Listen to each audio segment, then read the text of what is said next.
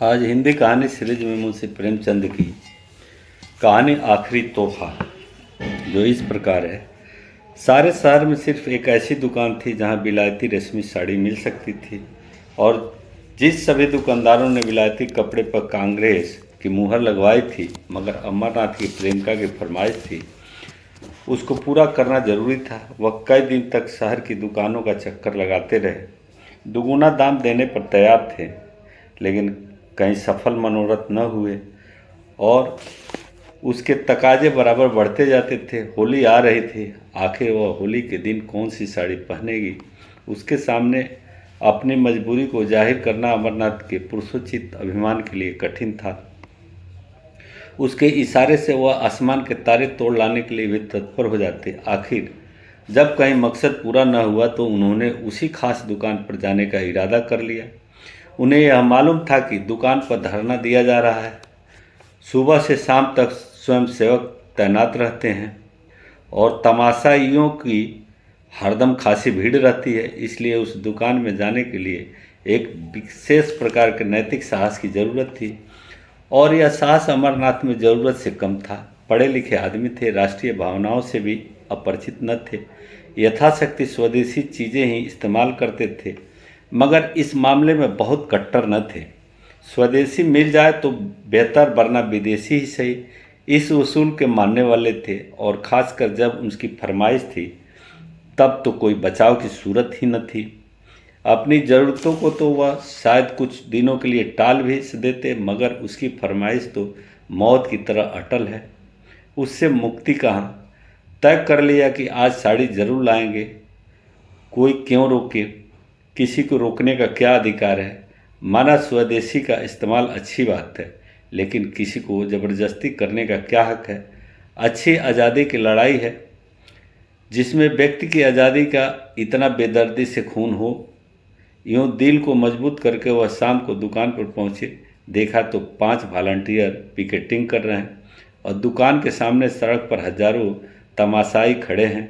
सोचने लगे दुकान में कैसे जाएं। कई बार कलेजा मजबूत किया और चले, मगर बरामदे तक जाते जाते हिम्मत ने जवाब दे दिया। संजोग से एक जान पहचान के पंडित जी मिल गए। उनसे पूछा, क्यों भाई, यह धरना कब तक रहेगा? शाम तो हो गई। पंडित जी ने कहा, इन सिरफिरों को सुबह और शाम से क्या मतलब? जब तक दुकान बंद न हो जाएगी यहाँ से न टलेंगे। कहिए, कुछ खरीदने को इरादा है? आप तो रेशमी कपड़ा नहीं खरीदते। अमरनाथ ने विवशता की मुद्रा बनाकर कहा, मैं तो नहीं खरीदता, मगर औरतों की फरमाइश को कैसे टालूं? पंडित जी ने मुस्कुराकर कहा, वाह, इससे ज़्यादा आसान तो कोई बात ही नहीं। औरतों को भी चकमा नहीं दे सकते। 100 हीले 1000 बहाने हैं। अमरनाथ, आप ही कोई हीला सोचिए। पंडित जी, सोचना क्या है, यहाँ रात दिन यही किया करते हैं। 150 हीले हमेशा जेबों में पड़े रहते हैं। औरत के ने कहा, हार बनवा दो। कहा, आज ही ला दो। 2-4 रोज के बाद कहा, सुनार माल लेकर चंपत हो गया। यह तो रोज का धंधा है भाई। औरतों का काम फरमाइश करना है, मर्दों का काम उसे बखूबी से टालना है। अमरनाथ, आप तो इस कला के पंडित मालूम होते हैं। पंडित जी, क्या करे भाई, आबरू तो बचानी ही पड़ती। सूखा जवाब दे तो शर्मिंदगी अलग हो, बिगड़े वो अलग से। समझे, हमारी परवाह ही नहीं करते। आबरू का मामला है। आप एक काम कीजिए, यह तो आपने कहा ही होगा कि आजकल पिकेटिंग है। अमरनाथ, हाँ, यह तो बहाना कर चुका भाई, मगर वह सुनती ही नहीं। कहती है, क्या विलायती कपड़े दुनिया से उठ गए, मुझसे चले हो उड़ने? पंडित जी, तो मालूम होता है कोई धुन की पक्की औरत है। अच्छा, तो मैं एक तरकीब बताऊं। एक खाली कार्ड का बक्स ले लो, उसमें पुराने कपड़े जलाकर भर लो। जाकर कह देना, मैं कपड़े लिए आता था, वॉलंटियरों ने छीन कर जला दिए। क्यों, कैसी होगी? अमरनाथ, कुछ जचती नहीं। अजी 20 इतराज करेगी, कहीं पर्दाफाश हो जाए तो मुफ्त की शर्मिंदगी उठानी पड़े। पंडित जी, तो मालूम हो गया आप बोंदे आदमी हैं, और हैं भी आप कुछ ऐसे ही। यहाँ तो कुछ इस शान से हीले करते हैं कि सच्चाई की भी उसके आगे धुल जाए। जिंदगी यही बहाने करते गुजरी, और कभी कपड़े न गए। एक तरकीब और है, इसी नमूने का देसी माल ले जाइए और कह दीजिए कि विलायती है। अमरनाथ, देसी और विलायती की पहचान उन्हें मुझसे और आपसे कहीं ज़्यादा है। विलायती पर तो जल्द विलायती का यकीन आएगा नहीं, देसी की तो बात ही क्या है। एक खद्दरपोश महाशय पास ही खड़े यह बातचीत सुन रहे थे, बोल उठे, ऐसा आप सीधी सी तो बात है, जाकर साफ कह दीजिए कि मैं विदेशी कपड़े न लाऊंगा। अगर जिद करे तो दिन भर खाना न खाइए, आप सीधे रास्ते पर आ जाएगी। अमरनाथ ने उसकी तरफ कुछ ऐसी निगाहों से देखा जो कह रही थी, आप इस कुच्चे को नहीं जानते, और बोले, यह आप ही कर सकते हैं, मैं नहीं कर सकता। खद्दरपोश कर तो आप भी सकते हैं, लेकिन करना नहीं चाहते। यहाँ तो उन लोगों में से हैं कि अगर विदेशी दुआ से मुक्ति भी मिलती हो तो उसे ठुकरा दें। अमरनाथ, तो शायद आप घर में पिकेटिंग करते होंगे। खद्दरपोश, पहले घर में करके तब बाहर करते हैं भाई साहब। खद्दरपोश साहब चले गए तो पंडित जी बोले, यह महाशय तो तिस्मार खां से भी तेज निकले। अच्छा, तो एक काम कीजिए, इस दुकान के पिछवाड़े एक दूसरा दरवाज़ा है, ज़रा अंधेरा हो जाए तो उधर से चले जाइएगा, दाएं बाएं किसी की तरफ न देखिएगा। अमरनाथ ने पंडित जी को धन्यवाद दिया और जब अंधेरा हो गया तो दुकान के पिछवाड़े की तरफ से जा पहुँचे। डर रहे थे कहीं यहाँ भी घेरा न पड़ा, लेकिन मैदान खाली था। लपक कर अंदर गए, एक ऊंचे दामों की साड़ी खरीदी और बाहर निकले तो एक देवी जी केसरिया साड़ी पहने खड़ी थी। उनको देख करके इनकी रूह फना हो गई। दरवाजे से बाहर पांव रखने की हिम्मत न हुई। एक तरफ देखकर तेजी से निकल पड़े और कोई 100 कदम भागते हुए चले गए। कम लिखा, सामने से एक बुढ़िया लाठी टेकती चली आ रही थी। आप उससे लड़ गए, बुढ़िया गिर गई और लगी कोसने, अरे अभागे, यह जवानी बहुत दिन न रहेगी, आंखों में चर्बी छा गई है, धक्के देता चलता है। अमरनाथ उसकी खुशामद करने लगे, माफ़ करो, मुझे रात को कुछ कम दिखाई पड़ता है, ऐनक घर भूल आया। बुढ़िया का मिजाज ठंडा हुआ, आगे बढ़ी और आप भी चले। एकाएक कानों में आवाज़ आई, बाबू साहब ज़रा ठहरिएगा, और वही केसरिया कपड़े वाले देवी जी आती हुई दिखाई दी।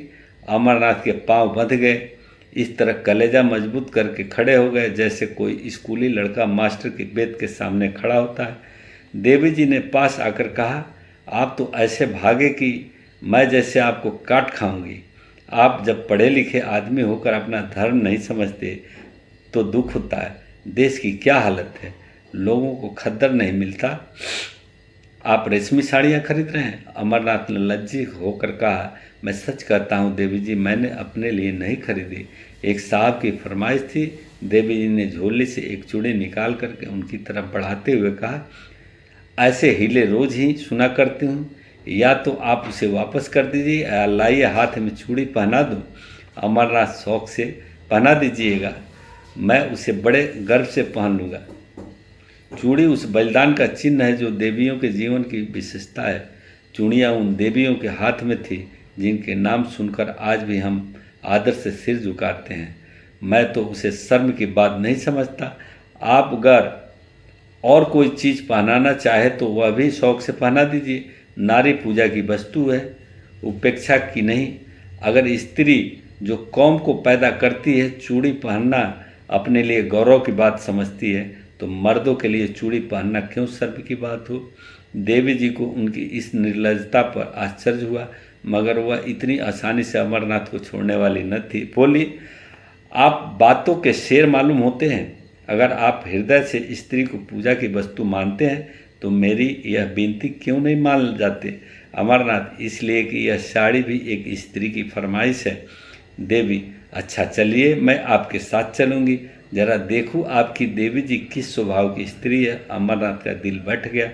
बेचारा अभी तक बिना ब्याह था, इसलिए नहीं कि उसकी शादी न होती, बल्कि इसलिए कि शादी को वह एक आजीवन कारावास समझता था। मगर वह आदमी रसिक स्वभाव के थे, शादी से अलग रहकर भी शादी के मज़े से अपरिचित न थे। किसी ऐसे प्राणी की ज़रूरत उनके लिए अनिवार्य थी जिस पर वह अपने प्रेम को समर्पित कर सके, जिसकी तरावट से वह अपनी रूखी सूखी जिंदगी को तरोताज़ा कर सके, जिसके प्रेम की छाँव में वह जरा देर के लिए ठंडक पा सके, जिसके दिल में वह अपनी उमड़ी हुई जवानी की भावनाओं को बिखेर कर उनका उगना देख सके। उनकी नज़र ने मालती को चुना था, जिसकी शहर में धूम थी। इधर 1.5-2 साल से वह इसी खलियान के दाने चुना करते थे। देवी जी के आग्रह ने उन्हें थोड़ी देर के लिए उलझन में डाल दिया था। ऐसी शर्मिंदगी उन्हें जिंदगी में कभी न हुई थी। बोले, आज तो वह एक न्योते में गई है, घर में न होगी। देवी जी ने अविश्वास से हंसकर कहा, तो मैं समझ यह आपकी देवी जी का कसूर नहीं, आपका कसूर है। अमरनाथ ने लज्जित होकर कहा, मैं आपसे सच कहता हूँ, आज वह घर पर नहीं है। देवी जी ने कहा, कल आ जाएगी? अमरनाथ बोले, हाँ कल आ जाएगी। देवी जी, तो आप यह साड़ी मुझे दे दीजिए और कल यहीं आ जाइएगा। मैं आपके साथ चलूँगी, मेरे साथ 2-4 बहनें भी होंगी। अमरनाथ ने बिना किसी आपत्ति के वह साड़ी देवी जी को दे दी और बोले, बहुत अच्छा, मैं कल आ जाऊँगा, मगर क्या आपको मुझ पर विश्वास नहीं है? जो साड़ी की जमानत जरूरी है। देवी जी ने मुस्कुरा कर कहा, सच्ची बात तो यही है कि मुझे आप पर विश्वास नहीं। अमरनाथ ने स्वाभिमानपूर्वक कहा, अच्छी बात है, आप इसे ले जाए। देवी ने क्षण भर बाद कहा, शायद आपको बुरा लग रहा हो कि कहीं साड़ी गुम न हो जाए, इससे आप लेते जाइए, मगर कल आइए जरूर। अमरनाथ स्वाभिमान के मारे बगैर कुछ कहे घर की तरफ चल दिए। देवी जी, लेते जाइए करती रह गई। अमरनाथ घर न जाकर एक खद्दर की दुकान पर गए और 2 सूटों का खद्दर खरीदा। फिर अपने दर्जी के पास ले जाकर बोले, खलीफा, इसे रातों रात तैयार कर दो, मुँह मांगी सिलाई दूंगा। दर्जी ने कहा, बाबू साहब, आजकल तो होली की भीड़ है, होली के पहले तैयार न हो सकेंगे। अमरनाथ ने आग्रह करते हुए कहा, मैं मुँह मांगी सिलाई दूंगा, मगर कल दोपहर तक मिल जाए। मुझे कल एक जगह जाना है, अगर दोपहर तक न मिले तो फिर मेरे किस काम के ये होंगे। दर्जी ने आधी सिलाई पेशगी में ली और कल तैयार कर देने का वादा किया। अमरनाथ यहाँ से आश्वस्त होकर मालती की तरफ चले। कदम आगे बढ़ते थे लेकिन दिल पीछे रह जाता था। काश वह उनकी इतनी विनती स्वीकार कर ले कि कल 2 घंटे के लिए उनके वीरान घर को रोशन करे, लेकिन यकीनन वह उन्हें खाली हाथ देखकर मुंह फेर लेगी, सीधे मुंह बात नहीं करेगी, आने का जिक्र ही क्या। एक ही बेमुरवत है तो कल आकर देवी जी से अपनी सारी शर्मनाक कहानी बयां कर दूं। उस भोले चेहरे की निस्वार्थ उमंग उसके दिल में एक हलचल पैदा कर रही थी। उन आँखों में कितनी गंभीरता थी, कितनी सच्ची सहानुभूति, कितनी पवित्रता। उसके सीधे साधे शब्दों में कर्म की ऐसी प्रेरणा थी कि अमरनाथ का अपने इंद्रिय परायण जीवन पर शर्म आ रही थी। अब तक कांच के टुकड़े को हीरा समझकर सीने से लगाए हुए थे, आज उन्हें मालूम हुआ कि हीरा किसे कहते हैं। उसके सामने वह टुकड़ा तुच्छ मालूम हो रहा था। मालती की वह जादू भरी चितवन, उसकी वह मीठी अदाएं, उसकी शोखिया और नखरे सब जैसे मुलम्मा उड़ जाने के बाद अपनी असली सूरत में नजर आ रहे थे और अमरनाथ के दिल में नफरत पैदा हो रहे थे। वह मालती की तरफ जा रहे थे, उसके दर्शन के लिए नहीं, बल्कि उसके हाथों से अपना दिल छीन लेने के लिए। प्रेम का भिखारी आज अपने भीतर एक विचित्र अनिच्छा का अनुभव कर रहा था। उसे आश्चर्य हो रहा था कि अब तक वह क्यों इतना बेखबर था। वह तिलिस्म जो मालती ने बरसों से नाज नखरे हाव भाव से बांधा था, आज किसी छू मंत्र से तार तार हो गया था। मालती ने उन्हें खाली हाथ देखकर त्योरियाँ चढ़ाते हुए कहा, साड़ी ले आए या नहीं? अमरनाथ ने उदासीनता के ढंग से जवाब दिया। मालती ने आश्चर्य से उनकी तरफ देखा नहीं। वह उनके मुंह से यह शब्द सुनने की आदी न थी। यहाँ उसने संपूर्ण समर्पण पाया था। उसका इशारा अमरनाथ के लिए भाग्य लिपि के समान था। बोली, क्यों अमरनाथ, क्यों नहीं लाए? मालती, बाजार में मिली न होगी, तुम्हें क्यों मिलेगी? और मेरे लिए? अमरनाथ, नहीं साहब, मेरी मिली मगर लाया नहीं। मालती, आखिर कोई वजह? रुपये मुझसे ले जाते। अमरनाथ, तुम खासमखा जलती हो, तुम्हारे लिए जान देने के लिए मैं हाजिर रहा। मालती, तो शायद तुम्हें रुपये जान से भी ज़्यादा प्यारे हो। अमरनाथ, तुम मुझे बैठने दोगी या नहीं? अमरनाथ, मेरी सूरत से नफरत हो तो चला जाऊं? मालती, तुम्हें आज हो क्या गया है? तुम तो इतने तेज मिजाज के न थे। अमरनाथ, तुम बातें ही ऐसी कर रही हो। मालती, तो आखिर मेरी चीज़ क्यों नहीं लाए? अमरनाथ ने दूसरी तरफ बड़े वीर भाव के साथ देख कर कहा। दुकान पर गया, जिल्लत उठाई और साड़ी लेकर चला तो एक औरत ने छीन ली और मैंने कहा मेरी बीबी की फरमाइश है तो बोली मैं उन्हीं को दूंगी, कल तुम्हारे घर आऊंगी। मालती ने शरारत भरी नज़रों से देखते हुए कहा, तो यह कहिए आप तिल हथेली पर लिए फिर रहे थे, एक औरत को देखा और उसके कदमों पर चढ़ा दिए? अमरनाथ, वह उन औरतों में नहीं जो दिलों की घात में रहती है। मालती, तो कोई देवी होगी? अमरनाथ, मैं उसे देवी ही समझता हूँ। मालती, तो आप उस देवी की पूजा करिएगा? अमरनाथ, मुझ जैसे आवारा नौजवान के लिए उस मंदिर में दरवाज़ा बंद है। मालती, बहुत सुंदर होगी। अमरनाथ, न सुंदर है, न रूपवती है, न ऐसी अदाएं कुछ, न मधुर भाषणी, न तनवंगी, बिल्कुल एक मामूली मासूम लड़की है। लेकिन जब मेरे हाथ से उसने साड़ी छीन ली तो मैं क्या कर सकता हूँ? मेरी गैरत ने तो गवारा न किया कि उसके हाथ से साड़ी छीन लूँ। तुम ही इंसाफ करो, वह दिल में क्या कहती? मालती, तो तुम्हें इसकी ज़्यादा परवाह है कि वह अपने दिल में क्या कहेगी? मैं क्या कहूँगी इसकी ज़रा भी परवाह नहीं थी। मेरे हाथ से कोई मर्द मेरी कोई चीज़ छीन ले तो देखूँ, चाहे वह दूसरा कामदेव ही क्यों न हो। अमरनाथ, अब इसे चाहे मेरी कायरता समझो, चाहे मेरी हिम्मत की कमी, चाहे शराफत, मैं उसके हाथ से न छीन सका। मालती, तो कल वह साड़ी लेकर आएगी? क्यों? अमरनाथ, जरूर आएगी। मालती, तो जाकर मुंह धुआओ, तुम इतने नादान हो यह मुझे मालूम न था। साड़ी देकर चले आए, अब कल वह आपको देने आएगी। कुछ भंग तो नहीं खाए हो? अमरनाथ, खैर इसका इम्तहान कल ही हो जाएगा, अभी से क्यों बदगुमानी करती हो? तुम शाम को जरा देर के लिए मेरे घर तक चली चलना। मालती, जिससे आप कहे कि यह मेरी बीवी है? अमरनाथ, मुझे क्या खबर थी कि वह मेरे घर आने के लिए तैयार हो जाएगी, नहीं तो और कोई बहाना कर देता। मालती, तो आपकी साड़ी आपको मुबारक हो, मैं नहीं जाती। अमरनाथ, मैं तो रोज़ तुम्हारे घर आता हूँ, तुम एक दिन के लिए भी मेरे घर नहीं चल सकती? मालती ने निष्ठुरता से कहा, अगर मौका आ जाए तो तुम अपने को मेरा शौहर कहलाना पसंद करोगे? दिल पर हाथ रख कर कहना। अमरनाथ दिल में कट गए, बात बनाते हुए बोले, मालती तुम मेरे साथ अन्याय कर रही हो, बुरा न मानना। मेरे व तुम्हारे बीच प्यार और मोहब्बत दिखलाने के बावजूद एक दूरी का पर्दा पड़ा था। हम दोनों एक दूसरे की हालत को समझते थे और इस पर्दे को हटाने की कोशिश न करते थे।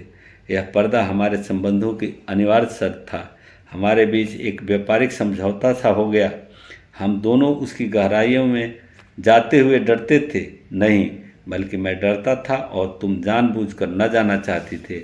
अगर मुझे विश्वास हो जाता कि तुम्हें जीवन सहचरी बनाकर मैं वह सब कुछ पा जाऊंगा जिसका मैं अपने को अधिकारी समझता हूँ, तो मैं अब तक कभी का तुमसे इसकी याचना कर चुका होता। लेकिन तुमने कभी मेरे दिल में यह विश्वास पैदा करने की परवाह न की।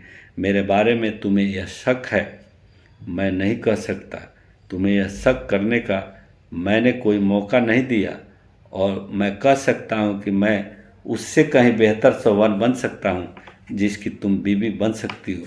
मेरे लिए सिर्फ एतबार की ज़रूरत है और तुम्हारे लिए ज़्यादा वजनी और ज़्यादा भौतिक चीज़ों की। मेरी अस्थाई आमदनी 500 से ज़्यादा नहीं, तुमको इतने में संतोष न होगा। मेरे लिए सिर्फ इस इत्मीनान की ज़रूरत है कि तुम मेरी और सिर्फ मेरी हो। बोलो, मंजूर है? मालती को अमरनाथ पर रहम आ गया। उसकी बातों में जो सच्चाई भरी हुई थी उससे वह इनकार न कर सकी। उसे यह भी यकीन हो गया कि अमरनाथ की वफा के पैर डगमगाएंगे नहीं। उसे अपने ऊपर इतना भरोसा था कि वह उसे रस्सी से मजबूत जकड़ सकती है, लेकिन खुद जकड़ जाने पर वह अपने को तैयार न कर सकी। उसकी ज़िंदगी मोहब्बत की बाजीगरी में, प्रेम के प्रदर्शन में गुजरी थी। वह कभी उस साख में चहकती फिरती थी, बेकैद, आज़ाद, बेबंद क्या वह चिड़िया पिंजरे में बंद रह सकती है जिसकी जबान तरह तरह के मर्जों की आदी हो गई हो? क्या वह सूखी रोटी से तृप्त हो सकती है? इस अनुभूति ने उसे पिघला दिया। बोली, आज तुम बड़ा ज्ञान बखार रहे हो। अमरनाथ, मैंने तो केवल यथार्थ कहा है। मालती, अच्छा मैं कल चलूँगी, मगर 1 घंटे से ज़्यादा वहाँ न रहूँगी। अमरनाथ का दिल शुक्रिया से भर उठा। बोला, मैं तुम्हारा बहुत कृतज्ञ हूँ मालती। अब मेरी आबरू बच जाएगी, नहीं तो मेरे लिए घर से निकलना मुश्किल हो जाता है। अब देखना यह है कि तुम अपना पाठ कितना खूबसूरती से अदा करती हो। मालती, उसकी तरफ से तुम इत्मीनान रखो। ब्याह नहीं किया मगर बारातें देखी है, मगर मैंने डरती हूँ कि कहीं तुम मुझसे दगा न कर रहे हो। मर्दों का क्या अतबार। अमरनाथ ने निश्चल भाव से कहा, नहीं नहीं मालती, तुम्हारा संदेह निराधार है। अगर यह जंजीर पैरों में डालने की इच्छा होती तो कभी का डाल चुका होता। फिर मुझसे वासना के बंदों का वहाँ गुजर ही कहा। दूसरे दिन अमरनाथ 10 बजे ही दर्जी की दुकान पर जा पहुँचे और सिर पर सवार होकर कपड़े तैयार कराए। फिर घर आकर नए कपड़े पहनने और मालती को बुलाने चले। वहाँ देर हो गई। उसने ऐसा तनाव श्रृंगार किया कि जैसे आज तक बहुत बड़ा मोर्चा जीतना है। अमरनाथ ने कहा, वह ऐसी सुंदरी नहीं है जो तुम इतना तैयारियां कर रही हो। मालती ने बालों में कंघी करते हुए कहा, तुम इन बातों को नहीं समझ सकते। चुपचाप बैठे रहो। अमरनाथ, लेकिन देर जो हो रही है। मालती, कोई बात नहीं। भय की उस सहज आशंका ने जो स्त्रियों की विशेषता है, मालती को और भी अधिक सतर्क कर दिया था। अब तक उसने कभी अमरनाथ की ओर से विशेष रूप से कोई कृपा न की थी। वह उससे काफ़ी उदासीनता का बर्ताव करती थी, लेकिन कल अमरनाथ की भंगिमा से उसे एक संकट की सूचना मिल चुकी थी और वह उस संकट का अपनी पूरी शक्ति से मुकाबला करना चाहती थी। शत्रु को तुच्छ और अपदार्थ समझना स्त्रियों के लिए कठिन है। आज अमरनाथ को अपने हाथों से निकलते वह अपनी पकड़ को मजबूत कर रही थी। अगर इस तरह की उसकी चीज़ें एक एक करके निकल गई तो फिर वह अपनी प्रतिष्ठा कब तक बनाए रख सकेगी। जिस चीज़ पर उसका कब्जा है उसकी तरफ कोई आँख ही क्यों उठाए। राजा भी तो एक एक अंगुल जमीन के पीछे जान देता है। वह इस नए शिकारी को हमेशा के लिए अपने रास्ते से हटा देना चाहती थी, उसके जादू को तोड़ देना चाहती थी। शाम को वह परी जैसी अपनी नौकरानी और नौकर को साथ लेकर अमरनाथ के घर चली। अमरनाथ ने सुबह 10 बजे तक मर्दाने घर को जनानेपन का रंग देने में खर्चा किया था। ऐसी तैयारियां कर रखी थी जैसे कोई अफसर मुआयना करने आने वाला हो। मालती ने घर में पैर रखा तो उसकी सफाई और सजावट देखकर बहुत खुश हुई। जनाने हिस्से में कई कुर्सियां रखी थी। बोली, आप जाओ अपनी देवी जी को, मगर जल्द आना वरना मैं चली जाऊंगी। अमरनाथ लपके हुए बिलायती दुकान पर गए। आज भी धरना था। तमाशाइयों की वह भीड़, वहाँ देवी जी नहीं थी। पीछे की तरफ गए तो देवी जी एक लड़की के साथ उसी भेष में खड़ी थी। अमरनाथ ने कहा, माफ़ कीजिएगा, मुझे देर हो गई, मैं आपके वादे की याद दिलाने आया हूँ। देवी जी ने कहा, मैं तो आपका इंतज़ार कर रही थी। चलो सुमित्रा, जरा आपके घर हो आए। कितनी देर है?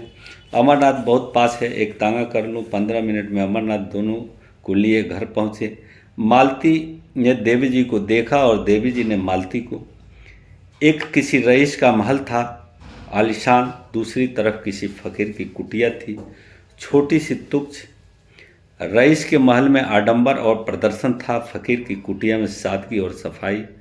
मालती ने देखा, भोली लड़की है जिसे किसी तरह सुंदर नहीं कहा जा सकता, पर उसके भोलेपन और सादगी में जो आकर्षण था उससे वह प्रभावित हुए बिना नहीं रह सकी।